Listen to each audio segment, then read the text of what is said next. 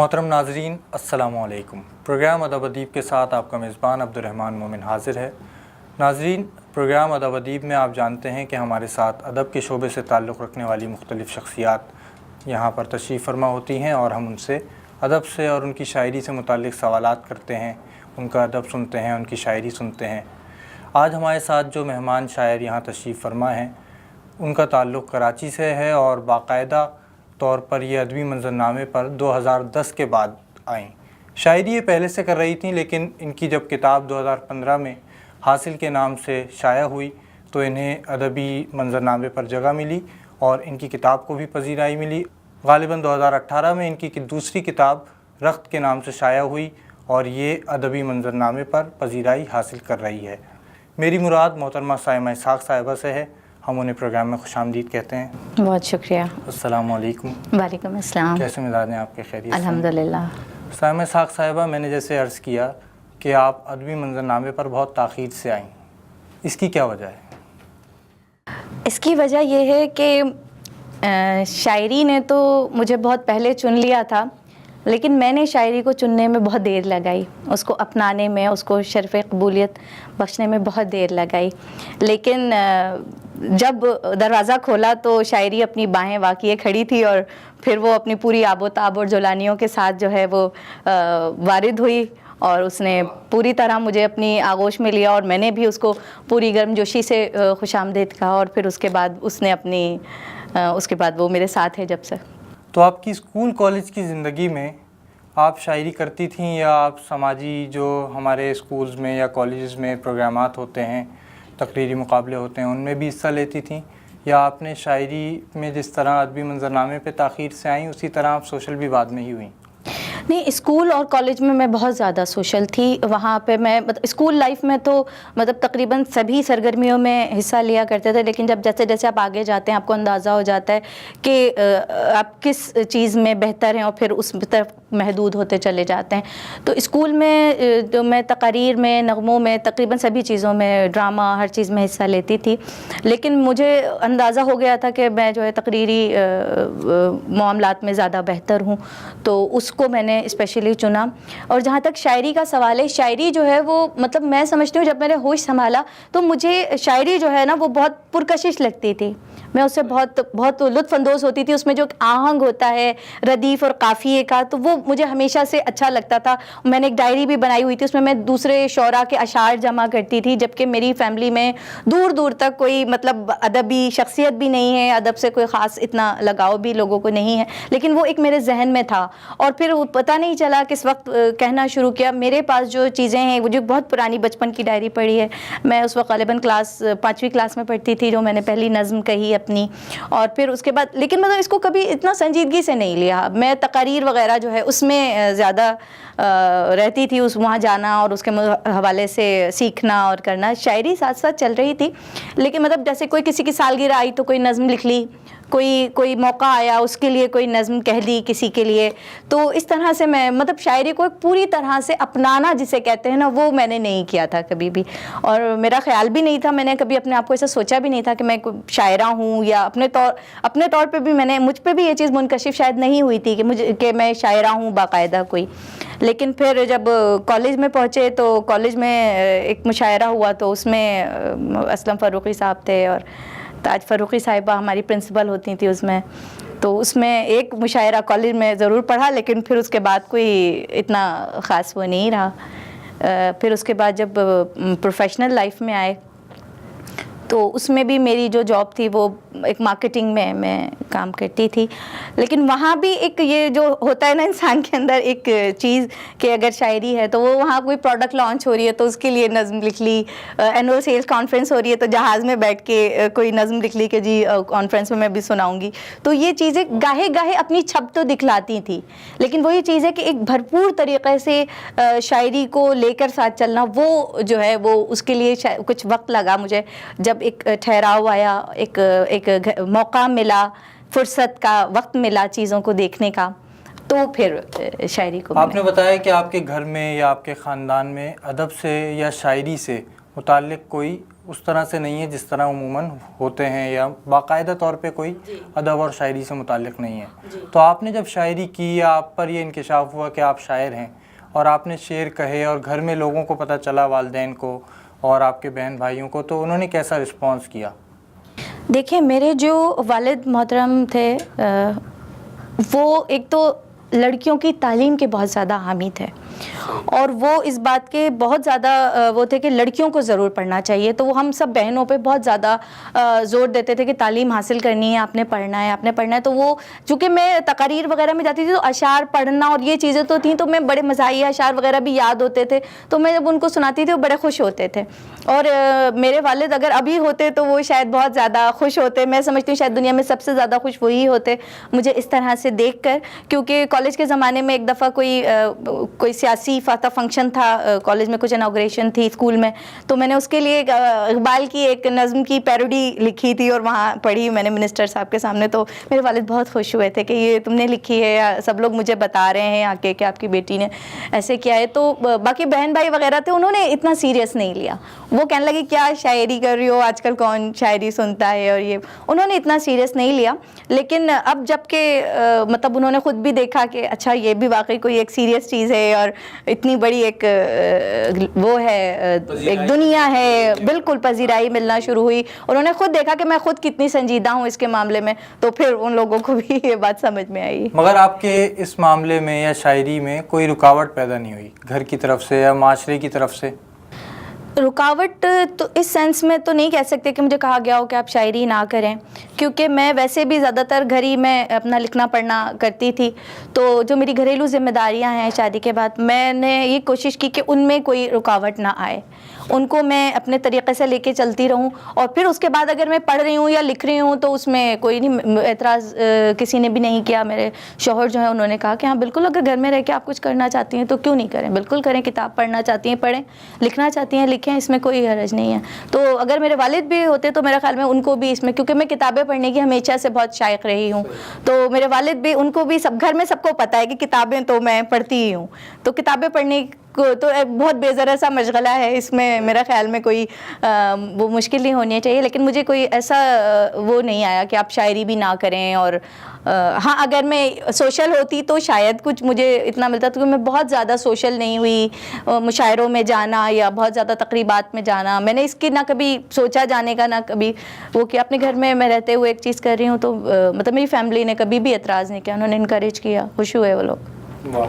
آپ اپنی ابتدائی زمانے کی جب آپ نے شاعری کا آغاز کیا, کوئی غزل یا نظم سنائیں؟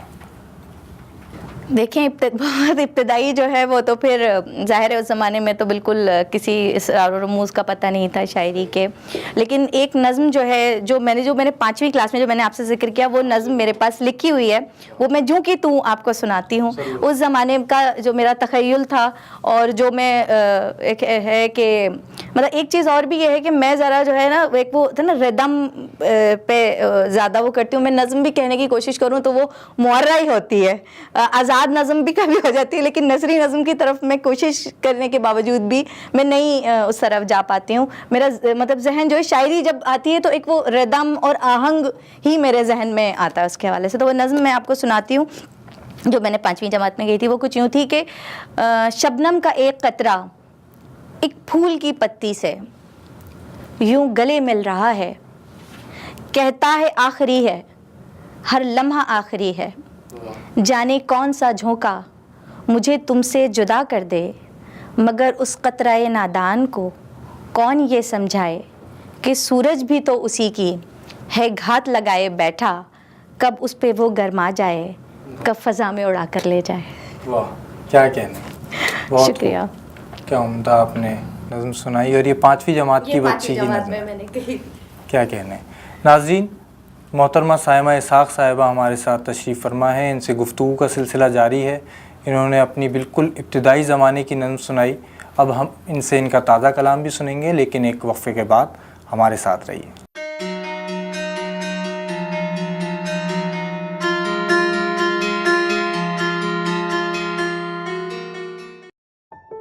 ہول سیل بلڈنگ سپلائی, تعمیراتی شعبے میں معیاری مٹیریل کی فراہمی میں قابل اعتبار نام. نیو یارک کے 5 بوروز میں ہماری کوئک ڈیلیوری کی سہولت موجود ہے۔ تعمیراتی کمپنیاں معیاری مٹیریل کے لیے ہول سیل بلڈنگ سپلائی سے رجوع کریں۔ ابھی فون اٹھائیں، کال ملائیں اور اپنا آرڈر بک کرائیے۔ ہمارا فون نمبر ہے 7188714500 7188711122۔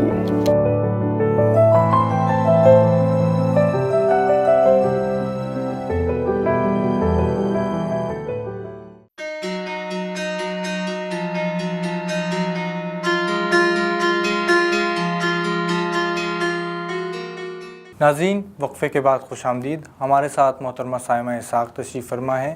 وقفے سے پہلے ان کی ہم نے شاعری بھی سنی اور ان سے گفتگو کا سلسلہ جاری تھا، جاری ہے اور ابھی کچھ دیر جاری بھی رہے گا۔ سائمہ اسحاق صاحبہ، ابھی ہم نے آپ کی شاعری کے ابتدائی دور کے بارے میں کچھ باتیں جانی۔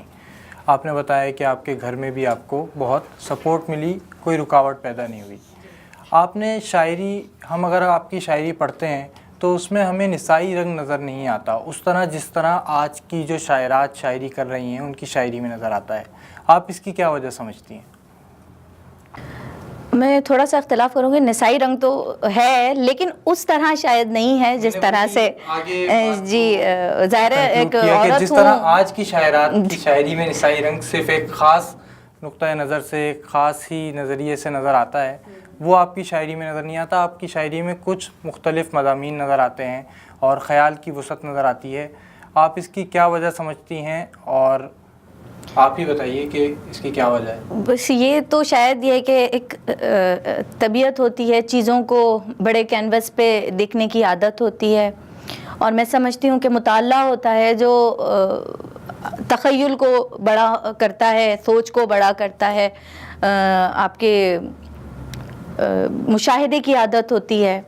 پھر اس کے علاوہ شاید یہ وجہ بھی ہو سکتی ہے کہ میں جو جاب کرتی تھی، جو میں نے ملازمت اختیار کی، وہ بھی کچھ میل اورینٹڈ قسم کی تھی، تو حضرات کے ساتھ کچھ زیادہ ہی انٹریکشن میرا رہا، تو مجھے بھی بڑا سوچنے کی عادت پڑ گئی۔ ایک چھوٹے ایک نقطے پہ، وہ دیوار پہ ایک نقطہ ہے تو اس کو نہیں، پوری دیوار کو دیکھے انسان، تو مجھے پوری دیوار دیکھنے کی عادت ہو گئی، تو میں چیزوں کو ذرا دور سے دیکھتی ہوں تاکہ اس کا اور گرد و پیش کو بھی مد نظر رکھتی ہوں۔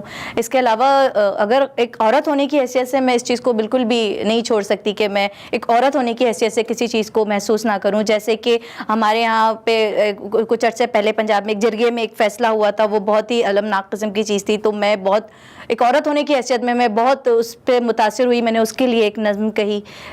کچھ عرصے پہلے ایک اور واقعہ ہوا تھا خواتین کی قبروں میں آبرو ریزی کا، وہ میرے لیے ایک بہت ہی تکلیف دہ چیز تھی، اس کے لیے میں نے نظم کہی۔ تو یہ اس طرح کی چیزیں ہوتی ہیں، تو میں بالکل ان کے لیے ایک میں عورت ہوں اور عورت ہونے کی حیثیت میں بالکل کہتی ہوں، لیکن باقی جو چیزیں ہیں زندگی میں ان کو بڑے کینوس پہ دیکھنے کی عادی ہوں۔ یہ بات آپ نے بالکل درست کہی ہے۔ کوئی غزل سنائیے۔ غزل سناؤں؟ ٹھیک ہے، میں آپ کو اپنی کتاب سے ایک غزل سناتی ہوں۔ میرے دوستوں کو بہت پسند ہے اور اکثر وہ لوگ مجھ سے فرمائش کرتے ہیں اس غزل کو سننے کی، تو آپ کو بھی یہی سناتی ہوں میں کہ کبھی خواہش سے رسد مانگنی پڑ جاتی ہے، کبھی خواہش سے رسد مانگنی پڑ جاتی ہے، جیسے بے انت سے حد مانگنی پڑ جاتی ہے۔ کیا کہنا؟ کبھی خواہش سے رسد مانگنی پڑ جاتی ہے، جیسے بے انت سے حد مانگنی پڑ جاتی ہے۔ اور شعر سماعت کیجیے گا کہ یہ کڑا وقت ملا دیتا ہے مٹی میں انا، یہ کڑا وقت ملا دیتا ہے مٹی میں انا، کیسے کیسوں سے مدد مانگنی پڑ جاتی ہے۔ کیا کہنا؟ بہت اچھا ہے۔ یہ کڑا وقت ملا دیتا ہے مٹی میں انا، کیسے کیسوں سے مدد مانگنی پڑ جاتی ہے۔ تیری دنیا کے ضوابط نے دکھایا ہے یہ دن، تیرے جیسوں سے سند مانگنی پڑ جاتی ہے۔ کیا کہنے؟ تیری دنیا کے ضوابط نے دکھایا ہے یہ دن، تیرے جیسوں سے سند مانگنی پڑ جاتی ہے۔ ہونے لگتے ہیں فرشتہ تو بشر رہنے کو، ہونے لگتے ہیں فرشتہ تو بشر رہنے کو، کوئی ایک عادت بد مانگنی پڑ جاتی ہے۔ پھیر پڑ جاتے ہیں مرمر کے جیے جانے تک، پھیر پڑ جاتے ہیں مرمر کے جیے جانے تک، تو ہمیں روح ابد مانگنی پڑ جاتی ہے۔ کیا کہنے؟ سائمہ حق نہ جتاؤں تو خفا ہوتا ہے، سائمہ حق نہ جتاؤں تو خفا ہوتا ہے، سو یوں ہی خوئے حسد مانگنی پڑ جاتی ہے۔ کیا کہنے؟ کیا کہیں؟ یہ کڑا وقت ملا دیتا ہے مٹی میں انا، کیسے کیسوں سے مدد مانگنی پڑ جاتی ہے. بہت عمدہ، بہت خوبصورت غزل آپ نے سنائی. ابھی بات ہو رہی تھی آپ کی شاعری میں نسائی رنگ کی، تو ہمیں اس غزل میں نسائی رنگ بھی جی نظر کچھ آیا. نہ کچھ آ ہی جاتا ہے. اور ابھی جیسے آپ نے غزل سنائی، جی میں یہ جاننا چاہ رہا تھا، یہ ہمارے ناظرین کو بھی یہ معلوم ہونا چاہیے کہ آپ نے غزل کے علاوہ بھی دیگر اصناف میں طب آزمائی کی.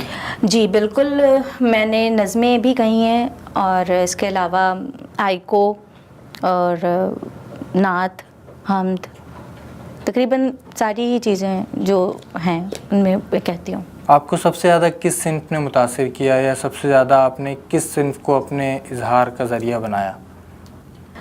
میں نے نظمیں بھی بہت کہی ہیں ویسے، لیکن میں سمجھتی ہوں کہ شاید غزل جو ہے نا وہ میری طرح کی چیز ہے. مجھے غزل کی جو رنگا رنگی ہے اور اس کا جو آہنگ ہے اس نے مجھے ہمیشہ سے بہت متاثر کیا ہے. اور جب میں خود غزل کہتی ہوں تو مجھے بھی بڑی ایک سرشاری کی کیفیت آتی ہے، ایک مضامین کا تنوع ملتا ہے.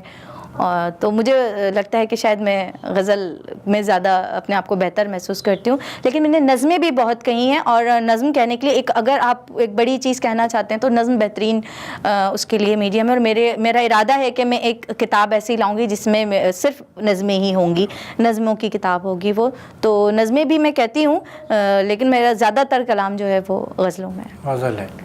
آپ نے کن شعراء کا مطالعہ کیا، یا آپ کو غزل کے کون سے شعراء زیادہ متاثر کرتے ہیں یا پسند ہیں؟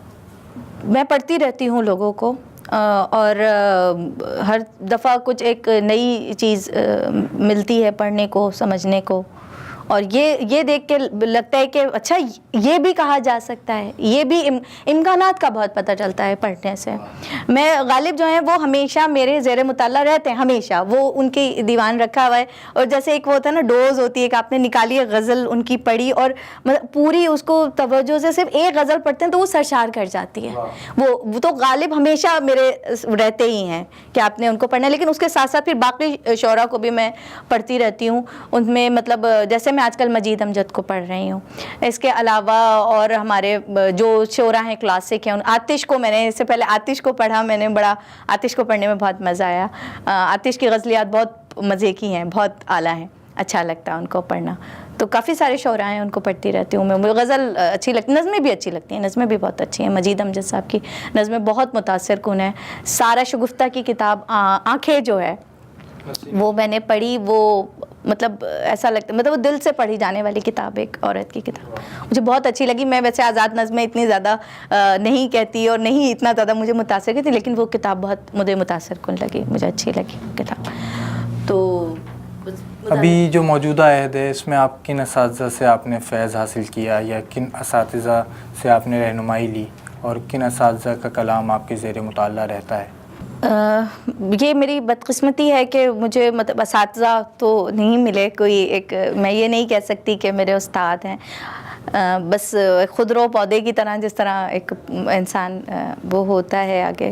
ہاں البتہ کچھ دوست ہیں، ان سے مشاورت کرتی رہی، ان سے کچھ سیکھنے سکھانے کا سلسلہ جو ہے وہ بھی جاری ہے، وہ میں کرتی رہتی ہوں. لیکن باقاعدہ ایک استاد میسر مجھے نہیں آ سکے، اور بس وہ سیکھنا سکھانا چل رہا ہے. آج کل کہ جو نئے شعراء ہیں ان میں مطلب آپ بالکل نئے شعراء کے بارے میں بات جیسے کر رہے ہمارے ہیں. عہد کے غزل گو شعراء ہیں جس میں ظفر اقبال صاحب حیات ہیں، انور شعور صاحب حیات ہیں، تو ان شعراء میں آپ نے کس کا ظفر اقبال مطالعہ صاحب کیا؟ کو میں نے پڑھا ہے. ظفر اقبال صاحب نے مجھے بہت فیسینیٹ کیا.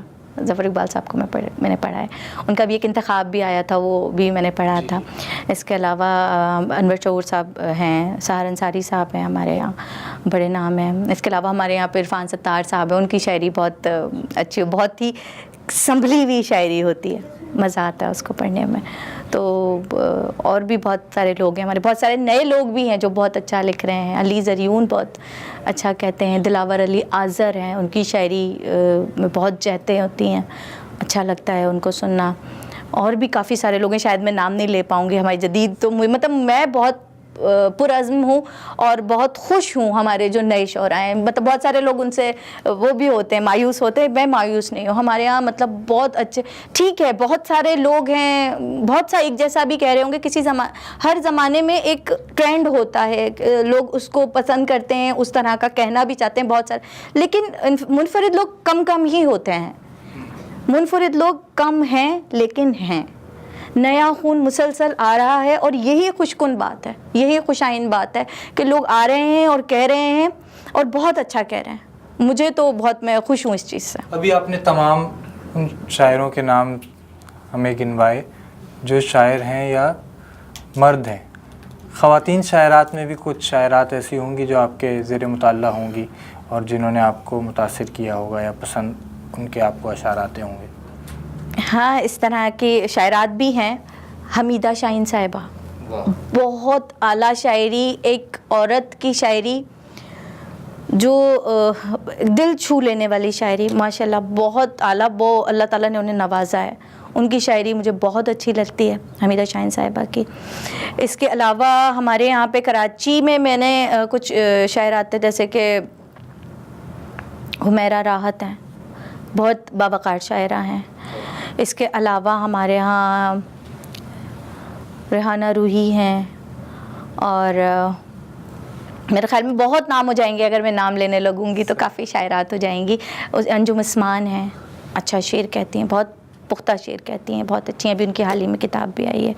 اور بھی میرے خیال میں شاعرات ہوں گے, اگر میں ذہن دوڑاؤں گی تو بہت ساری پورے پاکستان میں آ جائیں گی, پاکستان سے باہر بھی آئیں گی بہت سی شاعرات ایسی ہیں, بہت اچھا شعر کہتی ہیں.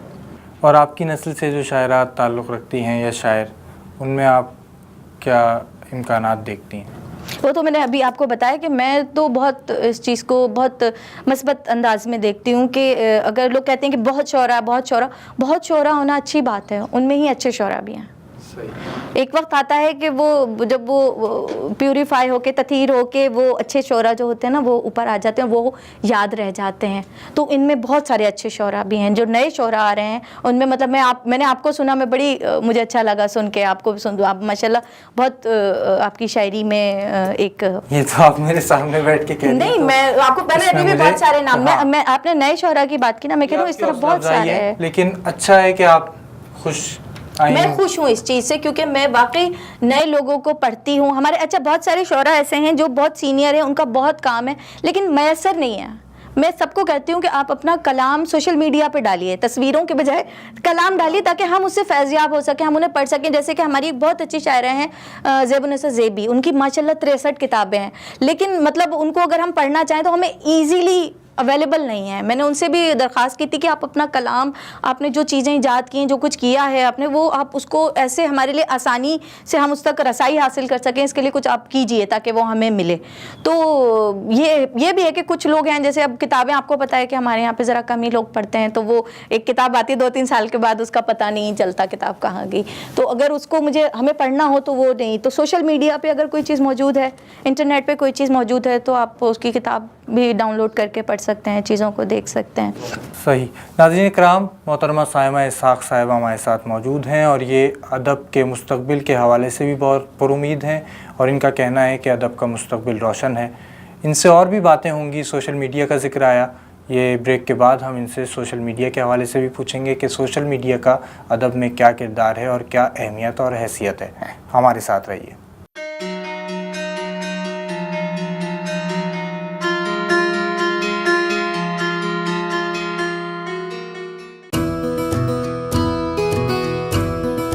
نیو یارک بروکلن کے رہائشیوں کے لیے خوشخبری, اب آپ تمام تر ادویات اپنے گھر بیٹھے حاصل کر سکتے ہیں.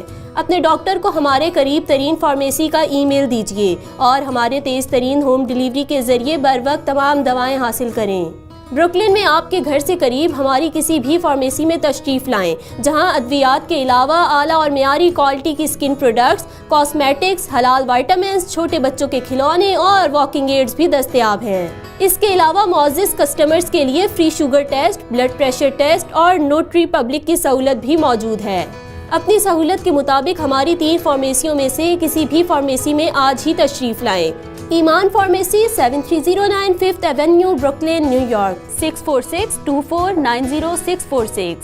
तेज pharmacy 834 Connie island Brooklyn New York 7182840100 नास pharmacy 731 Connie island Avenue Brooklyn New York 7128444200 हमारी तमाम फार्मेसीज़ में तमाम बड़े क्रेडिट कार्ड्स और इंश्योरेंस काबिल कबूल हैं।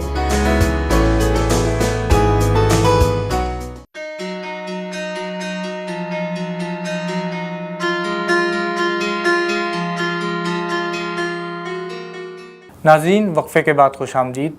वक्फ़े से पहले हम गुफ्तगू कर रहे थे साइमा इसाक साहिबा से। गुफ्तगू का सिलसिला जारी है और वक्फ़े से पहले मैंने अर्ज़ किया था कि सोशल मीडिया का किरदार हमारे अदब पर और हमारे माशरे पर कैसा है, उसके बारे में हम पूछेंगे। साइमा इसाक साहिबा, आपने अभी वक्फ़े से पहले कहा कि सोशल मीडिया भी बहुत अहम किरदार अदा कर रहा है और शायरों को वहाँ पर अपनी तसनीफ़ात या अपनी जो उनकी तख्लीक़ात होती हैं वो शाया करनी चाहिए। हमारे बहुत सारे ऐसे शोरा हैं जो अपनी तख्लीक़ात फ़ेसबुक पर भी शाया करते हैं और दीगर समाजी राब्तों की वेबसाइट्स का भी अच्छा इस्तेमाल कर रहे हैं। आप इसके इस्तेमाल को किस तरह देखती हैं और आप इसका कैसा इस्तेमाल करती हैं? देखिए, मैं जो है ना, मैं साइंस से मुताल्लिक़ जो चीज़ें हैं जिन्होंने ईजाद की हैं, मेरा उन सबको सल्यूट है। मैं बहुत हामी हूँ, मैं बहुत पसंद करती हूँ जो साइंस के हवाले से जो भी चीज़ें, टेक्नोलॉजी जो हमारी ज़िंदगी में शामिल हुई है, हमारी ज़िंदगी को आसान बनाने के लिए ये बहुत काम किया है। इंटरनेट और सोशल मीडिया जो है एक इनकलाब लेकर आए हैं और मैं बिल्कुल इसकी हामी हूँ। वो लोग जो घर से नहीं, मेरे जैसी ख़वातीन जो घर से नहीं निकलती हैं, उनके लिए एक छोटी सी खिड़की खोलकर पूरी दुनिया हमारे सामने आ जाती है। पहले अगर हम सोचते थे जनाब सहर अंसारी साहब से अगर हम एक बात करना चाहें तो कैसे करें सर, कहाँ होंगे, कहाँ मिलेंगे। अब सहर अंसारी साहब जो हैं वो फेसबुक पे एक क्लिक पे हमारे लिए मौजूद हैं। कोई मुश्किल हो, कोई परेशानी हो, आप उसमें सवाल लिखें और वो बिल्कुल उसका जवाब देते हैं। उन काबिल शख्सियत हैं बिल्कुल। वो कोई भी मतलब बड़े बड़े लोग जो हैं वो हमारे सामने मौजूद हैं, उनका कलाम हमारे सामने मौजूद होता है एक क्लिक के ऊपर, इस नफसा नफसी के और अफरा तफरी के दौर में, जबकि किसी के पास वक्त नहीं है। आपको एक जगह पे बहुत सारी चीज़ें मिल जाती हैं। किताबें, बहुत सी नायाब किताबें इंटरनेट के ऊपर दस्तयाब हैं, मुख्तलिफ वेबसाइट्स पे वो मिल जाती हैं। बहुत सी महंगी महंगी किताबें जो हैं वो इंटरनेट पे मिल जाती हैं आपको, तो वो बड़ा अच्छी चीज़ है। और दूसरी चीज़ ये है कि मैं यही समझती हूँ कि अब हमें एक प्लेटफॉर्म मिल गया है कि वहाँ पर अपनी तख्लीक़ात आप दुनिया के सामने पेश कर सकते हैं। अगर कोई ख़ातून मुशायरे में नहीं जा सकती है, वो फ़ेसबुक के ज़रिए अपना जो है कलाम लोगों तक पहुँचा सकती है, अपनी आवाज़ लोगों तक पहुँचा सकती है। मुझे अच्छी तरह से याद है कि जब मेरी किताब आई तो मैं चूँकि बहुत ज़्यादा आती जाती नहीं थी, तो हमारे कराची के सहाफ़ी जो हैं उन्होंने फ़ेसबुक से ही मुझे देखा, फिर मुझसे रब्ता किया, मिलने आए, इंटरव्यू वगैरह किया, टीवी के कुछ लोगों ने देखा और फिर बहुत सारे फिर मुशायरों में भी लोगों ने मुझे बुलाया। एक हमारे यहाँ के बहुत अच्छे शायर हैं खुसरो साहब, नाते खुसरो साहब, उन्होंने मुझे फ़ेसबुक से, मेरा उनसे कोई तारुफ़ नहीं था, उन्होंने मुझे फ़ेसबुक पे देखा, उन्होंने मुझे अपने घर शेरी नशिस्त में मदऊ किया। मेरी खुशकिस्मती है कि मैं गई वहाँ पे उनके यहाँ और वहाँ पे मुझे अपना कलाम सहर साहब और इन सब की मौजूदगी में सुनाने को मिला। सीनियर लोग मौजूद थे सब वहाँ पर। तो ये सब जो है सोशल मीडिया की वजह से है। तो मैं तो बहुत इसको अच्छा समझती हूँ, खुशाइन समझती हूँ। मनफी इस्तेमाल करने वाले हर चीज़ का हर दौर में मौजूद होते हैं, जो मनफी करना चाहते हैं वो मनफी भी करते हैं, लेकिन मैं समझती हूँ कि इसके मस्बत असरात बहुत ज़्यादा हैं। अच्छा, कहा जाता है कि सोशल मीडिया पर ख़ास तौर पे फ़ेसबुक ने गेट कीपिंग का काम यहाँ पर ख़त्म हो चुका है।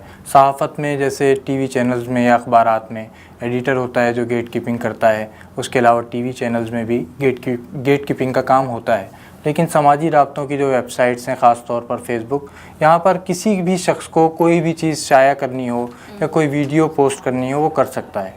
तो यहाँ पर बहुत सारी गज़लें ऐसी भी आती हैं मेरे ख़्याल में जो मायारी नहीं होती। तो आप इस मामले को या इस बात को किस नज़र से देखती हैं? नहीं, देखिए, अगर मयारी नहीं है तो वो तो पढ़ के पता चल जाता है कि ये मयारी नहीं है। तो अब ये हमारी अखलाक़ी ज़िम्मेदारी है कि हम या तो मतलब इस बात को उनको बताएं कि ये अपने आपको मज़ीद सीखने की, पढ़ने की ज़रूरत है, या हमें ख़ुद भी एक चीज़ मिल जाती है कि देखो ऐसा नहीं है ना, ये गैर मयारी चीज़ होती है, اس میں آپ مثبت چیز بھی نکال سکتے ہیں نا کہ یہ چیز نہیں کہنی ہے. کسی اور نے اگر کہی ہے تو آپ اس کو دیکھ لیں کہ یہ چیز اس طرح نہیں کہنی. مزید سیکھنے کی ضرورت ہے, مزید پڑھنے کی ضرورت ہے. تو اس کو تو میں اس کو اتنا وہ نہیں سمجھتی. اچھی بات ہے, جتنی زیادہ چیزیں آتی ہیں اتنا زیادہ آپ کو سیکھنے کو ملتا ہے, سمجھنے کو ملتا ہے, امکانات دیکھنے کو ملتے ہیں آپ کو. تو یہ میں سمجھتی ہوں یہ کوئی ایسی چیز نہیں ہے. جب کوئی نئی چیز ہو رہی ہوتی ہے تو اس میں اچھی چیزیں بھی آتی ہیں, بری چیزیں بھی آتی ہیں, وہ سب فلٹر ہو جاتی ہیں. یہ بہت آپ نے اچھی بات کی کہ غیر معیاری چیز کو دیکھ کر بھی اس میں سے کوئی مثبت پہلو نکالا جا سکتا کہ آپ کو یہ نہیں لکھنا. آپ کوئی اپنی غزل سنائیے. اچھا, میں ایک غزل آپ کو سناتی ہوں. پاؤں پڑ جائیں اگر عرض پذیرائی پر, پاؤں پڑ جائیں اگر عرض پذیرائی پر, دھیان پھر کون بھلا دیتا ہے رسوائی پر. واہ, کیا کہنے. پاؤں پڑ جائیں اگر عرض پذیرائی پر, دھیان پھر کون بھلا دیتا ہے رسوائی پر. سینہ خاک پہ اتری تھی میں تنکا تنکا, سینہ خاک پہ اتری تھی میں تنکا تنکا, توڑ کر پھینک دیا پھر اسی اونچائی پر. کیا کہنے. واہ واہ واہ. سینہ خاک پہ اتری تھی میں تنکا تنکا, توڑ کر پھینک دیا پھر اسی اونچائی پر. ذات کی شرح کے اپنے بھی تقاضے ہوں گے, آپ نے رکھ دیا الزام ہی دانائی پر. کیا کہنے. ذات کی شرح کے اپنے بھی تقاضے ہوں گے, آپ نے رکھ دیا الزام ہی دانائی پر. اس نے جاتے ہوئے ایک بار پلٹ کر دیکھا, اس نے جاتے ہوئے ایک بار پلٹ کر دیکھا, یعنی کچھ زوم بھی رہنے دیا رانائی پر. کیا کہنے. واہ. اس نے جاتے ہوئے ایک بار پلٹ کر دیکھا, یعنی کچھ زوم بھی رہنے دیا رانائی پر. کس طرح اس کی حقیقت سے کنارہ کرتی, کس طرح اس کی حقیقت سے کنارہ کرتی, آخری گھر تھا میری ذات کی تنہائی پر. واہ, کیا کہنے. کس طرح اس کی حقیقت سے کنارہ کرتی, آخری گھر تھا میری ذات کی تنہائی پر. پیش قدمی کو کوئی راہ نہیں چھوڑی تھی, واہ کیا مصرع ہے. پیش قدمی کو کوئی راہ نہیں چھوڑی تھی, سو تعجب بھی نہیں ہونا تھا پسپائی پر. کیا کہنے. بہت خوب. کیا کہنے. شکریہ. پیش قدمی کو کوئی راہ نہیں چھوڑی تھی, سو تعجب بھی نہیں ہونا تھا پسپائی پر. آج پھر اس کو ڈبونا ہی پڑے گا خود میں, کوئی شک کرنے لگا ہے میری گہرائی پر. کیا کہنے. کیا کہنے. آج پھر اس کو ڈبونا ہی پڑے گا خود میں, کوئی شک کرنے لگا ہے میری گہرائی پر. سینہ خاک پہ اتری تھی میں تنکا تنکا, توڑ کر پھینک دیا پھر اسی اونچائی پر. کیا کہنے. بہت خوب. شکریہ. بہت عمدہ آپ نے غزل سنائی. ابھی ہم فیس بک کے حوالے سے بات کر رہے تھے, سماجی رابطوں کی ویب سائٹس کے حوالے سے ہی بات ہوئی. پہلے ہمارے رابطے کا ایک اہم ذریعہ رسائل کو سمجھا جاتا تھا. ایک تخلیق کار کراچی میں غزل لکھتا تھا تو اسی غزل پنجاب میں یا پنجاب سے باہر بھی پہنچانے کا ایک اہم ذریعہ رسالہ ہوتا تھا.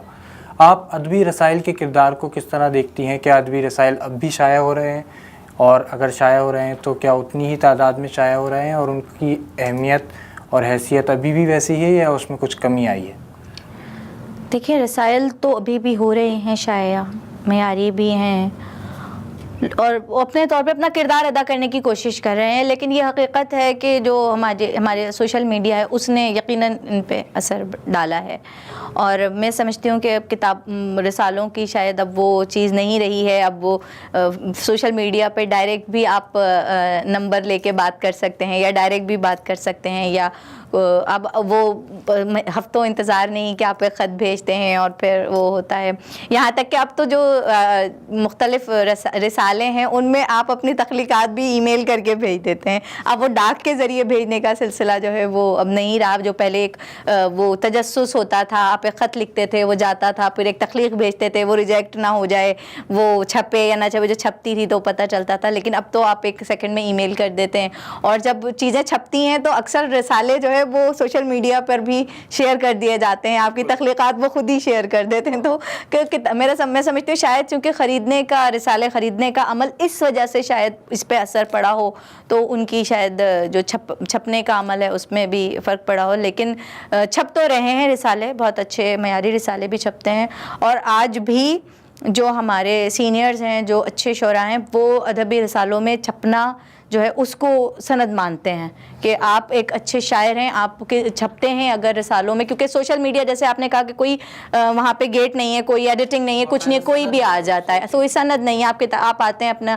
کوئی بھی تخلیق ڈال دیتے ہیں، اس میں سے کوئی اٹھا بھی لیتا ہے، کوئی اپنا نام کے ساتھ بھی لوگ لگا دیتے ہیں. لیکن اگر کسی ادبی رسالے میں آپ چھپ چکے ہیں تو ایک تو وہ آپ کے پاس ایک سند ہو جاتی ہے. دوسرے ہمارے جو شعراء ہیں، ہمارے جو سینئرز ہیں، وہ جب آپ چھپنا شروع کرتے ہیں اس کو ہی آپ کا ادبی سفر مانتے ہیں. اور ابھی بھی جو ہمارے لوگ ہیں جو واقعی شاعر ہیں، جینوئن لوگ ہیں، وہ لوگ ابھی بھی انہی کو مانتے ہیں کہ جو لوگ ادبی رسالوں میں چھپتے ہیں اور اپنا کلام جو ہے ایک تھرو پراپر چینل لے کے آتے ہیں. لیکن یہ بات سچ ہے کہ وہ میں خود بھی ای میل کرتی ہوں رسالوں کو، لیکن میں رسالوں میں چھپنا اور وہ یہ سب چیزیں میں بھی کرتی ہوں.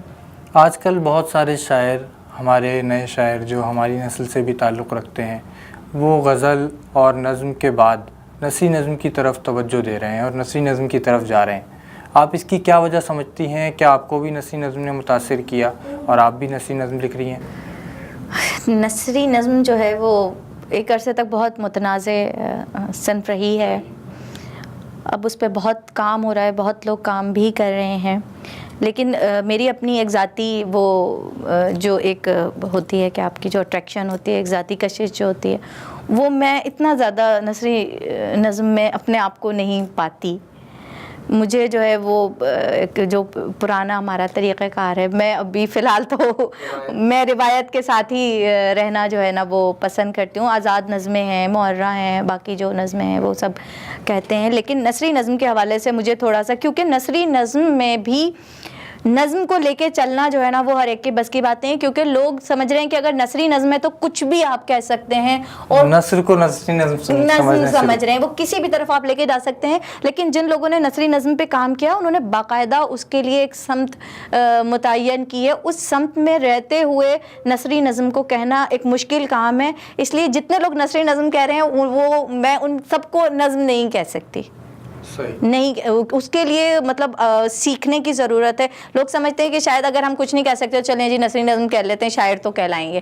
تو ایک تو جو آپ نہیں ہیں وہ کہلانے کی آپ کو ضرورت ہے. اللہ تعالیٰ نے آپ میں کوئی اور صلاحیت رکھی ہوگی، آپ اچھے مصور ہوں گے، آپ کچھ اور ہوں گے. تو جو شاعر نہیں ہے تو شاعر نہ بنے، لیکن اگر آپ ہیں تو پھر یا اس کو سیکھیں اور سیکھ کے آپ اس کو کریں تو انشاءاللہ وہ ہوگا. ناظرین، محترمہ سائمہ اسحاق صاحبہ ہمارے ساتھ ہیں اور ان کا کہنا ہے کہ نثری نظم لکھنے کے لیے شاعر ہونا ضروری ہے. ان سے اس طرح کی اور بھی باتیں ہوں گی، لیکن ایک وقفے کے بعد ہمارے ساتھ رہیے.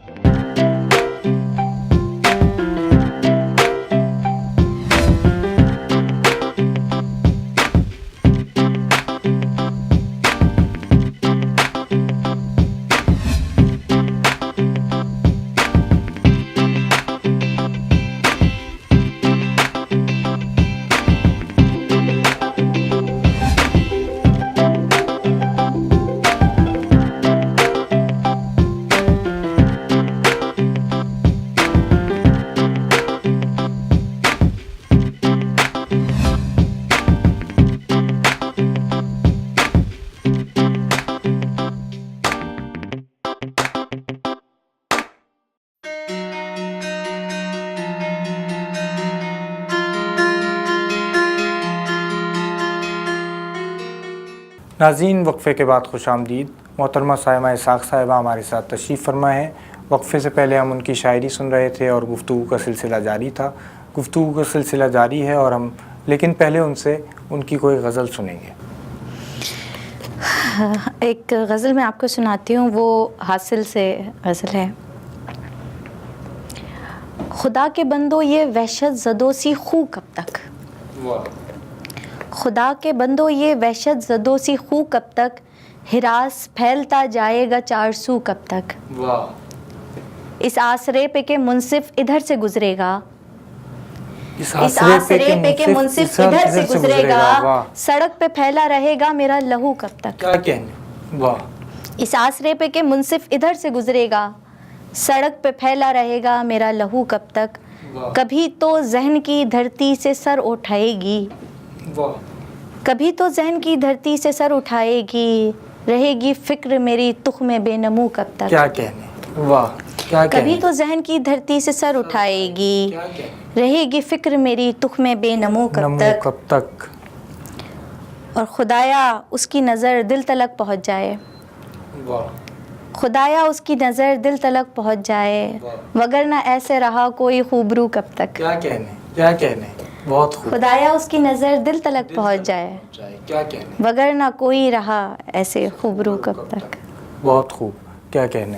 آپ کی غزل سنی اور اس میں ایک شعر سے ہی ایک سوال ذہن میں آیا کہ شاعر کا سماج سے کیسا تعلق ہوتا ہے، اور شاعر کو سماج سے متعلق ہونا بھی چاہیے یا سیاسی معاملات سے اس کا کوئی نقطہ نظر ہونا چاہیے، فکر ہونی چاہیے، یا آپ شاعر کو ایک جس طرح ہمارے یہاں ایک اصطلاح استعمال ہوتی ہے کہ نیوٹرل ہونا چاہیے؟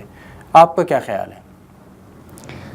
دیکھیں، جو ایک تخلیق کار ہے، صرف شاعری نہیں، کوئی بھی تخلیق کار ہے، اگر اس کے تخلیقات میں اس کا عہد نظر نہیں آ رہا تو میں سمجھتی ہوں کہ وہ ایک فینسی تخلیق کار ہے شاید، اور جو فینسی ہوتا ہے وہ تخلیق کار نہیں ہوتا، میں سمجھتی ہوں۔ آپ کے عہد میں جو بھی چیزیں ہیں وہ آپ کی شاعری میں، آپ کے فن میں نظر آنی چاہیے۔ اگر ہمارے یہاں سماجیات زوال پذیر ہیں تو وہ ہماری شاعری میں نظر آتی ہیں اور آنا چاہیے۔ سیاست جو ہے وہ ظاہر ہے ہماری زندگی کا ایک ناگزیر پہلو بن چکی ہے، سبھی لوگ اس سے واقف ہیں۔ میں سمجھتی ہوں کہ ایک حد تک سیاست کو بھی ہونا چاہیے، لیکن ایک حد تک اخلاقیات کا دائرہ جو ہے اس میں ایک ادیب کو ہمیشہ رہنا چاہیے، چاہے وہ کوئی بھی بات کرے، چاہے وہ سیاست سے متعلق ہو یا کسی بھی چیز سے متعلق ہو، ایک اخلاقیات کے دائرے سے باہر نہیں آنا چاہیے۔ جو اکثر شکایت آج کل ہوتی ہے اور ہمارے جو ادیب جو ہیں وہ اس لائن کو کراس کر لیتے ہیں، تو وہ ہمیں اس کے بغیر، ادب کے بغیر تو ادبیات نہیں ہو سکتی۔ وہ اس کا ہونا، اس کو میں سمجھتی ہوں کہ سیاست کو بھی ہونا چاہیے، لیکن ایک دائرے کے اندر رہتے ہوئے اپنی بات کہنی چاہیے۔ بہت زیادہ جانبدار بے شک نہیں ہونا چاہیے، لیکن آپ کے سامنے کیا ہو رہا ہے اس کو تو آپ بیان کریں گے نا، وہ تو میں سمجھتی ہوں کہ ناگزیر ہے۔ یعنی آپ کا کہنا ہے کہ سیاست میں بھی اگر کوئی انوالو ہے تو اس کا کوئی خاص نقطہ نظر ہونا چاہیے، لیکن ہمارے عہد میں جو آج سیاست ہو رہی ہے یا بد زبانی ہو رہی ہے، غلط زبان کا استعمال ہو رہا ہے، ایک دوسرے کے خلاف بہت زیادہ غلط کلمات ادا کیے جاتے ہیں، اس سے شاعر ادیب کو کم از کم دور رہنا چاہیے۔ بالکل۔ آپ نے یہ بھی بتایا کہ آپ نے نظمیں لکھی ہیں، ابھی تو ہم نے آپ کی غزلیں سنی اور آپ کی غزلوں سے سب واقف ہیں۔ آپ کی کتاب جو آئی ہے حاصل، اور ابھی تازہ کتاب رخت آئی ہے، تو یہ بھی غزلوں کا ہی مجموعہ ہے۔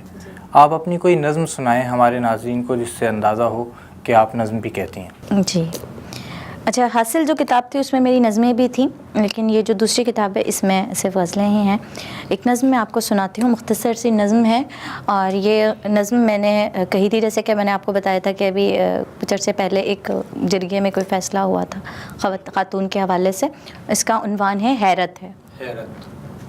عورتیں جنس تو نہیں ہوتی جن کو بازار میں کھڑا کر دو، عورتیں جنس تو نہیں ہوتی جن کو بازار میں کھڑا کر دو، اپنے ہر ایک گناہ کے بدلے ان کو تاوان میں ادا کر دو۔ اپنے کردار کی گراوٹ کو ایسے چہروں پہ تم سجاتے ہو، اپنی تہذیب کا حسین چہرہ کس طرح مسخ کرتے جاتے ہو، اپنی ماں اور بہن بیٹی کا جس طرح ماس نوچ کھاتے ہو۔ ایسی بے حس تماش بینوں کی آنکھ کی روشنی پہ حیرت ہے، ایسے بے حس تماش بینوں کی آنکھ کی روشنی پہ حیرت ہے، ایسی غیرت کے نام پہ ننگی ناچتی زندگی پہ حیرت ہے، ایسی غیرت کے نام پر ننگی ناچتی زندگی پہ حیرت ہے۔ عورتیں جنس تو نہیں ہوتی جن کو بازار میں کھڑا کر دو۔ ہمارے معاشرے میں ابھی ایک دوسرے کو برداشت کرنے کا، اور جو ہمارے یہاں برداشت ہوتی تھی اور ایک سلیقہ ہوتا تھا گفتگو کا، وہ ختم ہوتا جا رہا ہے۔ آپ اس میں ادیب کا کیا کردار دیکھتی ہیں کہ اپنے معاشرے میں دوبارہ تہذیب شائستگی کو رواج دینے میں ایک ادیب اور شاعر کیا کردار ادا کر سکتا ہے؟ دیکھیں، ادیب اور شاعر بہت بڑا کردار ادا کر سکتا ہے۔ تہذیب جو ہے وہ ہمارے جو ادیب ہیں ان کے درمیان ہی پنپتی ہے اور وہیں سے جنم لیتی ہے. جیسے کہ آپ نے کہا سوشل میڈیا پہ اگر ہم جاتے ہیں تو آج کل جو زبان ہے وہ اتنی زیادہ غلط زبان استعمال کی جا رہی ہوتی ہے. یہ میں پھر ایسے لوگوں کو انفرینڈ ہی کر دیتی ہوں, کیونکہ جو لوگ اپنی زبان پہ قابو نہیں رکھ سکتے وہ پھر ادب کے ساتھ تخلیق وہ نہیں کر سکتے, تخلیق نہیں کر سکتے کچھ اچھی چیز. شائستگی اور ادب کا چولی دامن کا ساتھ ہے. ہماری زبان جو ہے اس میں ترقی, اضافہ, اس کو برداشت کرنے کی اور قبول کرنے کی, جو آپ نے ابھی قدم برداشت کی بات کی نا, ایک وہ بھی ہونی چاہیے. ہمارے یہاں لغت بورڈ ہے, اس میں جو نئی چیزیں آتی ہیں لغت میں شامل ہوتی ہیں. بہت سارے لوگ ہیں جو ان کو نہیں مانتے اور وہ کہتے ہیں کہ نہیں جی ہم اپنی بات کریں گے, لیکن بہت سارے نئے الفاظ شامل ہوتے ہیں زبان میں. تو یہ ادیب اور شاعر ہی اس کو آگے لا سکتے ہیں نا, وہی اس کو جب اس کو مانیں گے, اس کو استعمال کریں گے ان چیزوں کو, تو بالکل ادیب اور شاعر ہی کر سکتے ہیں. اور اپنی عام گفتگو میں بھی اپنی تہذیب کو ساتھ رکھیں, اپنی زبان کو زندہ رکھیں. میں یہ کہنا اپنی زبان کو زندہ رکھیں. ہم لوگ جو بالکل انگریزی بہت اہم زبان ہے آج کل, دنیا کی ہر چیز اس میں میسر ہے, لیکن اپنی زبان کو زندہ رکھنا بھی بہت. اپنے بچوں کو اردو بولنا سکھائیں. جیسے کہ میں اور لوگوں سے کہتی ہوں کہ آپ جو بھی چیزیں ہیں, ان جو زبانیں ہیں ان کو آپ اپنے بچوں کو سکھائیں, اس طرح اردو بولنا بچوں کو سکھائیں. صحیح. ہمارے ناظرین کے لیے کوئی پیغام دیجیے. ناظرین کے لیے بس میں یہ پیغام دوں گی کہ محبت سے رہیں آپس میں, ایک دوسرے کو برداشت کرنے کی عادت ڈالیں, دوسرے کو حقوق جو ہے ان کو بھی عزت دیں ایک دوسرے کو, اور خواتین جو ہیں ان کے حقوق جو ہیں ان کو مانیں, ان کو عزت دیں, ان کو محبت دیں, ان کو کیئر دیں, تو وہ آپ کے لیے وہ سب کچھ کرنے پہ تیار ہو جاتی ہیں. اور ایک چیز ہے کہ کتابیں پڑھیں. صحیح. اور کتاب خرید کے پڑھیں تاکہ ہمارا ادیب جو ہے اس کو بھی کچھ اس سے فائدہ ہو. میرا پیغام محبت ہے جہاں تک پہنچے. یہ پیغام سائمہ اسحاق صاحبہ نے آپ کو دیا ہے. ان کی گفتگو سے بہت سے پیغامات ہمیں ملے ہیں اور ان کی شاعری بھی ہم نے سنی. اس میں بھی یقیناً بہت سی باتیں اور بہت سے ایسے کام نظر آتے ہیں جو ہمیں کرنے بھی چاہیے, اور بہت سے پیغامات بھی چھپے تھے. ایسے ہی خوبصورت شعراء سے, ایسی ہی خوبصورت شخصیات سے ہم آپ کو ملوائیں گے, اس امید کے ساتھ کہ ادب اور ادیب ترقی کرتے رہیں. عبد الرحمن مومن کو اجازت دیجیے. اللہ حافظ.